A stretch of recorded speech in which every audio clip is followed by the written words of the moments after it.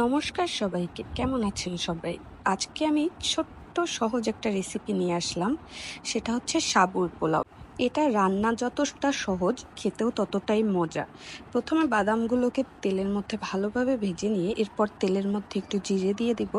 জিরেটা ভাজা হয়ে গেলে আলু দিয়ে দিব। আলুগুলোকে খুব ভালোভাবে ভেজে নিতে হবে। বলা হয়নি যে সাবুটাকে কিন্তু ২-৩ ঘন্টা আগে থেকে ভিজিয়ে রাখতে হবে, তাহলে পোলাওটা খুব সুন্দর ঝরঝরে হবে। আমি এখানে একাদশীর যে আমাদের ইসকন মন্দিরে যে সাবুটা পাওয়া যায় ওইটা ইউজ করেছি। আপনারা যে কোনো সাবু ইউজ করতে পারেন, সাদা সাবু ইউজ করতে পারেন। সাবুটাকে আমি ২ ঘন্টার মতো ভিজিয়ে রেখেছিলাম। আলুগুলো ভাজা হয়ে গেলে আমি সাবুটাকে দিয়ে দিব। সাবুটাকে দেওয়ার পর কিন্তু খুব ভালোভাবে নাড়তে হবে।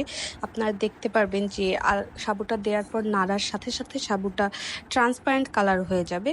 আর সাবুটাকে খুব ভালোভাবে নাড়তে হবে, নয়তো নিচে লেগে যাবে। এরপর সাবুটা কিছুক্ষণ ভালোভাবে নাড়ার পর আমি একটু লবণ আর মরিচ দিয়ে দিই। আমরা যেহেতু ঝাল খুব পছন্দ করি তাই আমি ২ বোম্বাই মরিচ দিয়ে দিই। আপনারা আপনাদের পছন্দ মতো দিতে পারেন।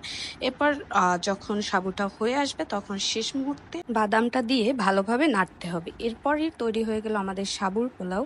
এটা আমরা সাধারণত একাদশীর সময় খেয়ে থাকি। আপনারা চাইলে যেকোনো সময় খেতে পারেন। আমার ভিডিওটা এতক্ষণ দেখার জন্য আপনাদের সবাইকে অসংখ্য ধন্যবাদ।